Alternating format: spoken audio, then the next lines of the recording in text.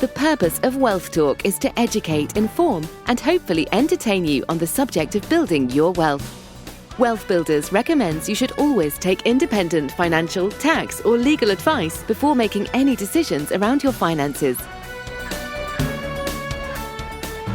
Welcome to episode 200 of Wealth Talk. My name is Christian Rodwell, the Membership Director for Wealth Builders, joined today by our founder, Mr. Kevin Whelan. Hello, Kevin. You nearly forgot me then, and we've done 99 so far. I'm so excited, my tongue twisted. 200 episodes, biggie, Kevin. Chris. This is a biggie. Just cast your mind back. Yeah. It was February 2019 when we kicked off. I remember we were sat around the table in the boardroom and wow. What has happened since then? We've had pandemics, we've had different governments, we've had all sorts going on. Well, we had a wonderful exposure to the complexity of business, complexity of politics, complexity of life in general, and what it's thrown at us. And I'll never forget, 4 chancellors, 3 prime ministers, and 2 monarchs in a single year. And that was just last year. You know, it's been a crazy roller coaster, but the mission has not really deviated from when so much of life is uncertain. The object of being financially independent creates certainty where uncertainty normally prevails. And we've seen so much of that since 2019, Chris. And I'm not deviating at all from the broad mission. And I think Wealth Builders are absolutely now known, aren't we, for being a consumer champion, doing what's right for people, always focusing on education and support and connections and due diligence and not product sales. But it's time for a change. It's time to punch significantly above our weight and put ourselves behind a massive campaign. But more of that later, because you're going to tell people about some events that are coming up, because now we're kind of well and truly out of all the, I suppose, the restrictions of COVID and work-life changes and getting back into doing things. We do want to get out there, and hopefully when people hear about our new mission, we'll get a whole army of acolytes trying to line up behind us and help us fulfill that new mission. So what are we going to do just to get out there, Chris? Absolutely. Yes, I have got news of our next event and it will be in London. So the date will be Thursday, the 17th of August. And it's a networking, it's an informal get together for both members and non-members to come along and have an enjoyable evening, have a drink together and just have a good old chinwag and catch up. So Thursday, 17th of August, and the location is Homegrown Club in Marylebone, so in London, and you can find out the full details and register your ticket at wealthbuilders.co.uk/events. So Wealth Builder members, SSAS and Academy members will come for free. And if you're not a member, then you can just grab a ticket, although spaces are limited. So head there soon and make sure you can come along and say hello. And we will make sure that there's lubrication. We have to clink a glass with somebody, otherwise I'm not coming. So, we got to do that. That's going to be great to get back out. And of course, let's not lose sight that we want to visit all corners of the UK, north, south, east, and west. But we'll start off with London, and then we'll start working our way around the country. Particularly, I think, and I'm hoping, Chris, that the kind of new, more focused, more passionate outcome will be well received. In fact, every time I've mentioned, whether I'm in a room, on a Zoom, or just recently in a field doing a presentation to a bunch of people at a festival, not Glastonbury, where I've just returned from. No, nothing as big as that, but just as much fun, I'm sure. And I just say, hey, I've got a new mission that I'm focused on. And I'm thinking about doing, what do you think? And I get whoops and definitely back that, definitely behind that. And I've never seen that with anything else. All the other things we do, all the other, I suppose, challenges we make to society for bad pricing on pensions being too expensive. Don't get a whoop on that in a room. Being financially independent, I get polite applause, but you don't get a whoop. but talking about this, you get a whoop. And that, filled me with vim and vigor and renewed enthusiasm to want to put my life's work into doing this thing, Chris. And that's what I want to do. Excellent. So until next time. Oh no, you want to know what it is? So leaves on the cliffhanger there. Well, I'll just say, again, reinforcing, our mission, Kevin, which is to help business owners and ambitious employees to move from financial insecurity to financial independence. And that's normally within 5 years. And long had a mission, yourself, Kevin, to fill St. James's Park, 50,000 ambitious employees and business owners. But there's a slight shift now on our focus. Yeah. And the shift is this. The shift is wealth building is no longer focused in our mind on the individuals who are doing the work, the employees and the business owners, but to really focus on the success of an entire family.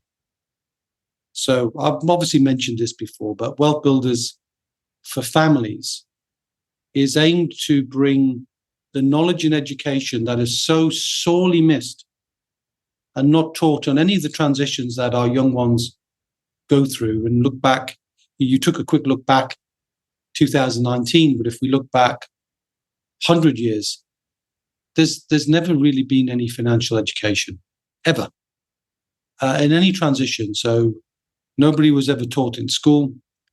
Nobody was ever taught it in higher education, college or university. No one's even taught it at work. And they're not taught it by anybody other than those, more often than not, Chris, sadly, with a self-interest, and that's a conflict of interest for me.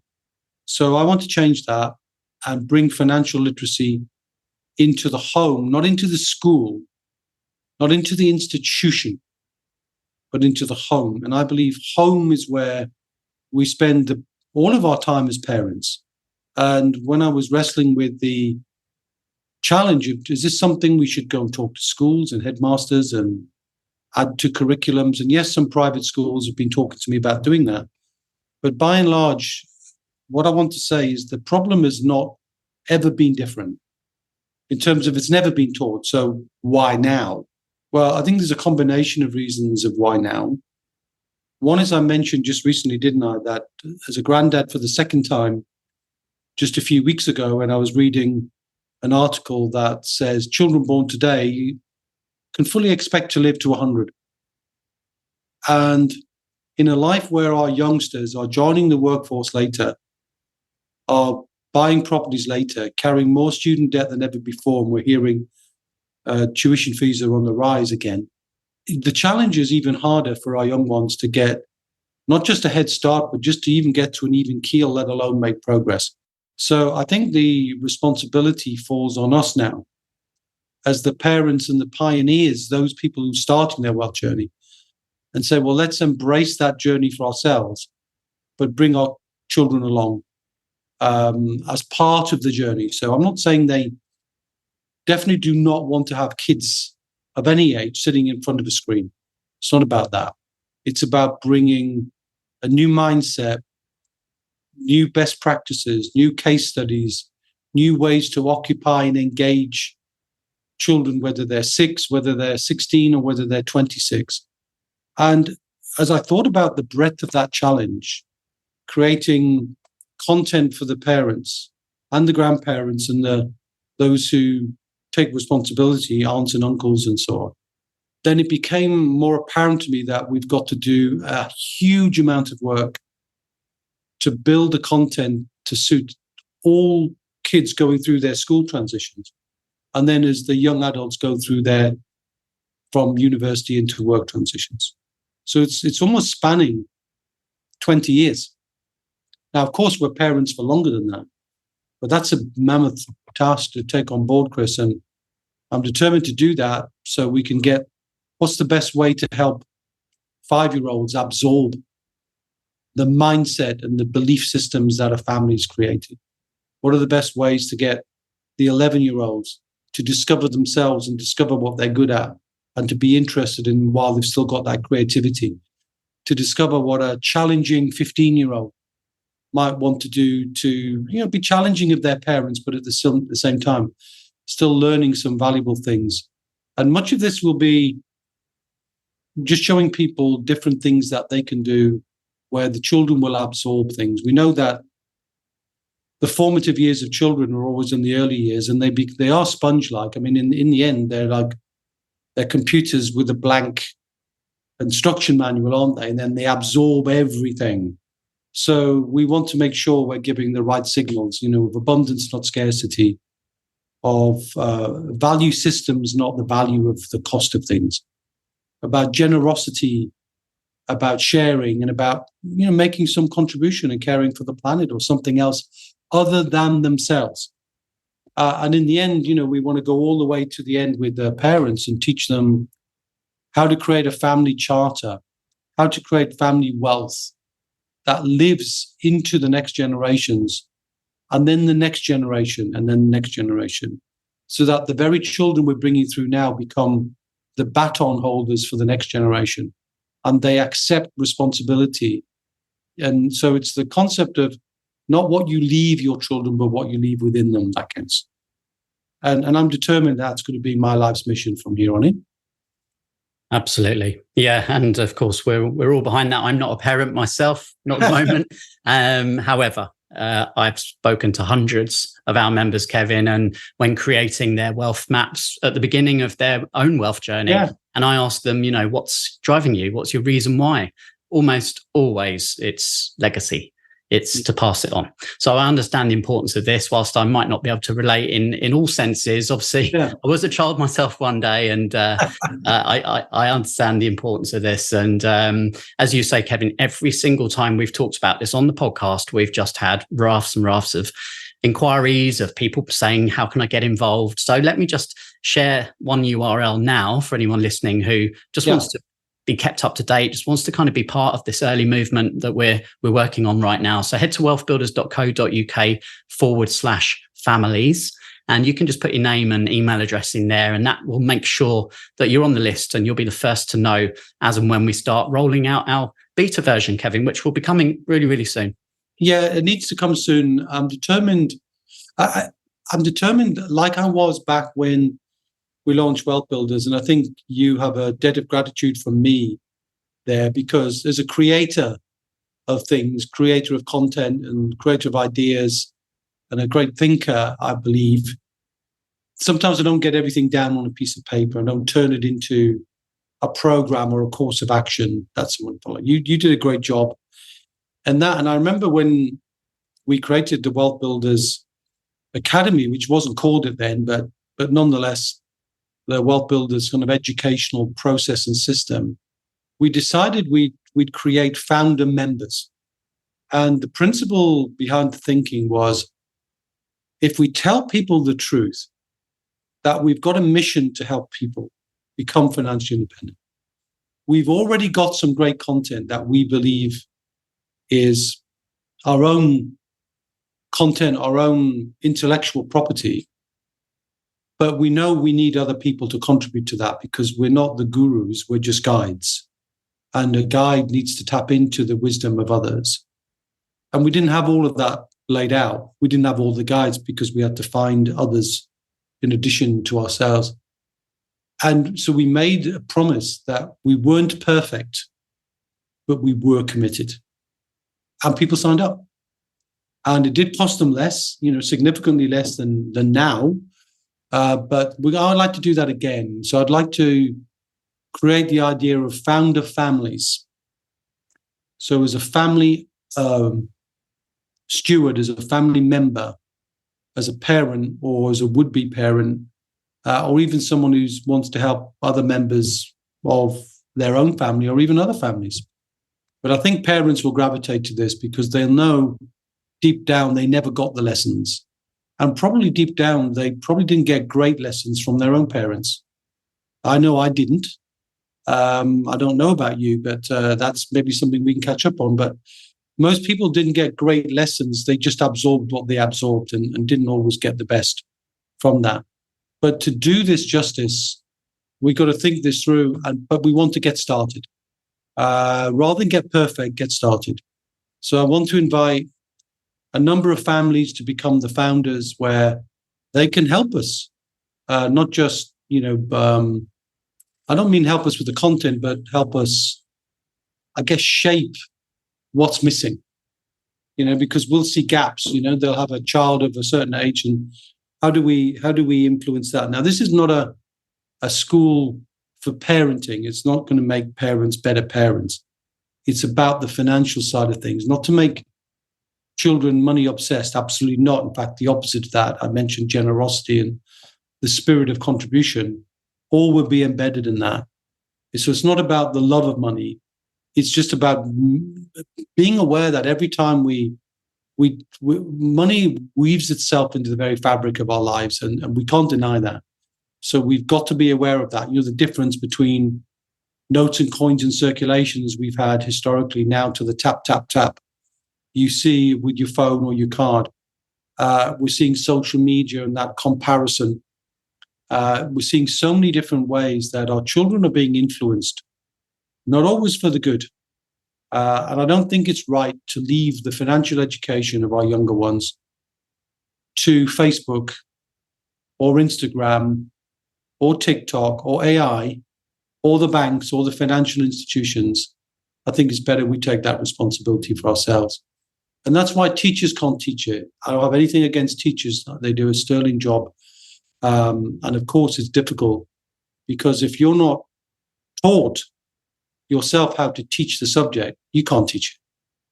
So part of the challenge, and I think it's an interesting one, Chris, is the parents have got to learn more about the financial side of life more so they can be better teachers. And I don't mean teaching formally, as I've said, but teaching by absorption, teaching by experiences and games and lots of things.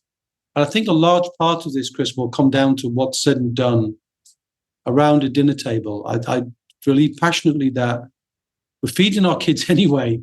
And I love the family time that I spent with my children as growing up, and that was regular. Certainly, there was at least one day a week when everybody sat around the same table. In our house, that was normally at the weekend on a Sunday. But it's not true of every family, and every family is different. But there's times when you can get people around a dinner table or a breakfast table or a barbecue or whatever it would be, and lessons can be shared, whether the child is 6, as I said, 16 or 26. And I think it's important that we start to build that thought and use the table as a place where conversations take place. Also a connection, by the way, to grandparents, so I was thinking about, as I'm a granddad, thinking about my granddad, I've got no memories, no photographs really, no recordings, nothing to tell me about who he was. And I think I regret that. I didn't ask those questions. But now with technology, you could have grandkids asking their granddad, how did you meet grandma? What did you do for your first job? What was it like when you had to do, and get people connected intergenerationally. So these are the sorts of things that I have in my mind. I'm sure you'll ask some questions about, well, do people really want that, or is it just the ramblings of an old man? Well, I certainly think you've covered a lot of the key things that we know are important to parents because of the conversations we've been having over the last few months, Kevin. And I know this also stems into something else that you feel strongly about, which is that creation of a family charter. And, what exactly do you envisage with the charter? Yeah, so as I mentioned earlier on, with the life that's going to be lived longer, there's more responsibility on funding that life.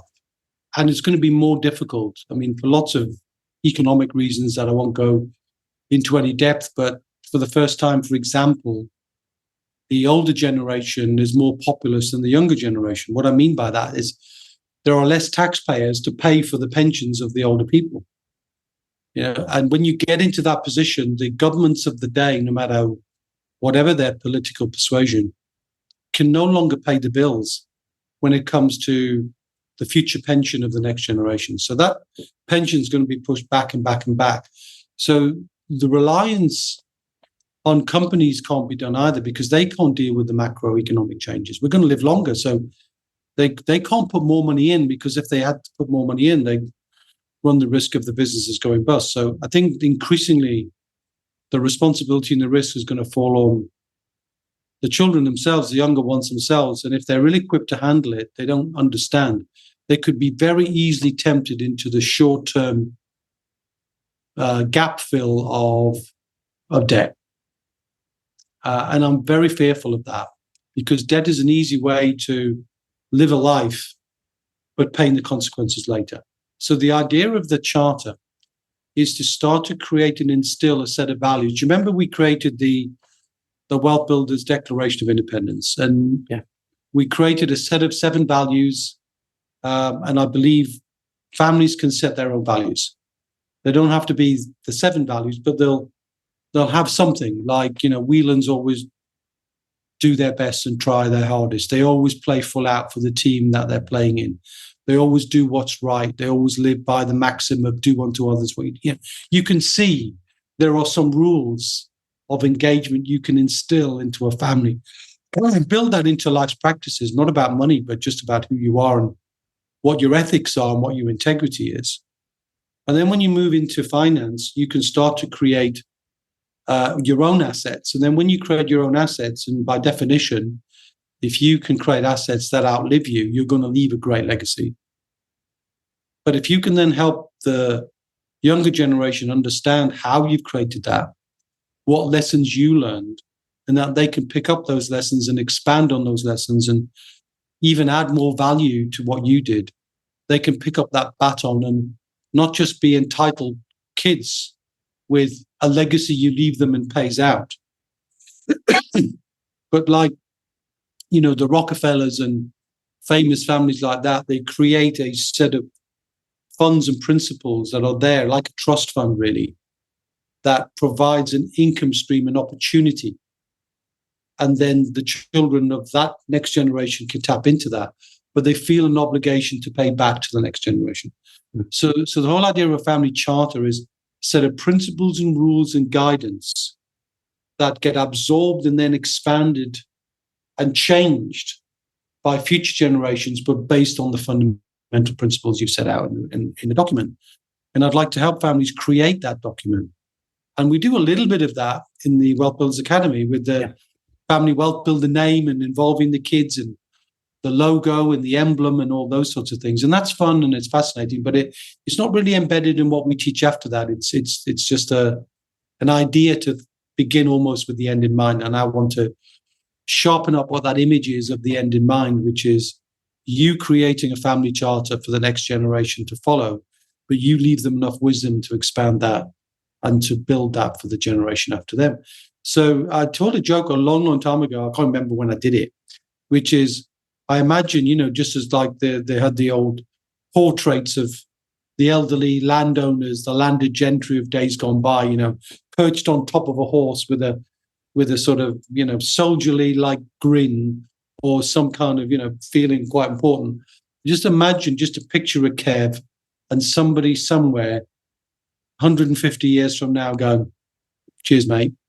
Yeah, no, it's a really, really nice thought. And you kind of filled in the blanks there. As you say, we do ask our members to create that logo, that family wealth business name. But this is really filling in the steps and getting every part of the family involved into that process as well. So a lot of the elements that we're already teaching, Kevin, within the academy, they will obviously flow into the program here in terms of some of the education as well. But I think it's really going to be around the community aspect, the support of parents and sharing, which is really going to make this come to life. I suppose the timing is right also because of the fact we can go out and meet people now. And I think people will do more for their kids than anything else. And I think we'll learn what some of the great parents in our community already somewhat more enlightened, I suppose, than most, because they're already taking some steps, but they'll be able to share what they're doing. And we already have people who chomping at the bit to share what they're doing, it's not just what they're giving and what they're doing financially, but what opportunities they're sharing, what experiences they're giving their children to participate, even seeing some entrepreneurial kids. And I believe that's an important distinction as well to make, Chris, that all too often the historical lockstep was everybody went to school, everybody went to work, everybody retired. There's this everybody marching to the beat of a single drum. I think that's changing, and the way that it will change, not only because we're living longer, and therefore we all have to create an individualized plan to live to 100. It's not just that, but I think entrepreneurialism should be front and center as an opportunity, as a career. I mean, why does everybody have to go into this idea of, most people go into university not because they have fallen in love with the subject, but more often than not because it's an academic escalator to the next level. You get a better job if you get a better degree and so on. And I just think there's room, and I'd like to be promoting and sponsoring and showcasing young entrepreneurs, and maybe making some of the value that we give, and I'll mention another point at the moment as well, the value that we make, give that back to help young entrepreneurs become successful and do good work. And on that subject, and I don't know how to do it yet, but I think this should also work. That I think as part of the Families program, we should be giving the opportunity for parents who perhaps wouldn't afford to invest in this sort of a program. There will be a cost to it, but we're deliberately going to keep it accessible. But even so, as accessible as it would be, there'll be some parents who simply can't afford to do that. And I'd like to be giving gifts of membership to people, and find a way to do that allows parents who just really want to do that, but they can't afford to get involved in the process. So I'd like to do that as well. So a combination of supporting young entrepreneurs, those people who perhaps want to do what's right for their kids, but for whatever reason, any cost is inaccessible to them right now. So those are the sorts of ingredients, Chris. And I'm hoping, and apologies for filling up along the way, but it touches me, this stuff. Yeah. So we'd love for you to join us on this mission. And the easiest way is just to quickly take a minute, head to wealthbuilders.co.uk/families. Just put your name, email address, hit the submit button, and we will get in touch with you over the coming weeks to let you know when we're closer to launching our beta group. And we've done some focus groups in the past, Kevin. We'll definitely be doing those again. So we'll invite people to share their experiences, their ideas, and we'll do some of those online, and we'll do some of those hopefully face-to-face as well. So make sure you've given us your details so that we can include you in that. And absolutely, if you've already got some case studies of entrepreneurial kids and you're doing some great things like sharing what you're doing as you're building your own wealth. We know a lot of our property owner clients do that, and their kids are walking around and understanding where the value is being created, and the experience of that is fantastic. That's not ever going to be taught in any kind of a school. It's a school of its own creation in many respects. And I think that's just fantastic. So if you're already doing that, you'll let us know. Reach out to hello@wealthbuilders.co.uk and tell us about that, because you could be one of the first people showcased in what we do. And just as we have the podcast, and I think probably, Chris, we might need to change the podcast a little. We normally have a weekly podcast, and I expect that will continue. But instead of just we share lessons, don't we? But I think it would be important not just to showcase individual members building their wealth, and we've done that regularly now, but also families doing great things with their kids of all ages. So it doesn't have to be the teeny tinies. We're going to create in our journey what we call the smart family, so that we can actually give lessons and create the content and think constantly about people of a certain age. And it was funny because I had one of my clients who is kind of mature guy, very successful guy, said, can I be, like the rich dad? Can I be like the rich uncle and come along and give some lessons every now and again? I said, sure. If you've got content and that, is appropriate, and he's got content he wants to create for the kids at the sort of early adult stage from their 20s up to 25, 26. I said, yeah, sure. Let's check out the content. We can co-create the content, and you can be, the rich Uncle Michael or the rich Uncle George or whatever it would be, and come in and talk just like Rich Dad, Poor Dad. So even people wanting to add content. So again, if you've got something you want to say, reach out to us. If you want to follow the program, wealthbuilders.co.uk/families. If you want to contribute in some way, And I think lots and lots of groups will want to do that and want to get the message out there and empower parents to become better role models for their kids of all ages. I hope we did that justice. Yeah, it's extremely exciting, Kevin. Thanks for sharing that. And don't forget, come and, continue the conversation with us face to face. If you're in London on 17th of August in the evening, then head to wealthbuilders.co.uk/events to grab your ticket and come along, and we'll start talking through some of these ideas that we've been mentioning today. Yeah. Good. I better get to work then. All right, then. Yes. So that wraps up 200th episode. Wow. Okay. So we're on our march to 300 now, Kev. Well, I'll keep going as long as I can. Yeah. Wow. Who's to think what might happen in that space of time? Anyway, we'll leave you with those thoughts, and Kevin will be back same time, same place next week. Yes. And until 201, sir. See you. We hope you enjoyed today's episode. Don't forget that we are constantly updating our resources inside the Wealth Builders membership site to help you create, build, and protect your wealth. Head over to wealthbuilders.co.uk/membership right now for free access. That's wealthbuilders.co.uk/membership.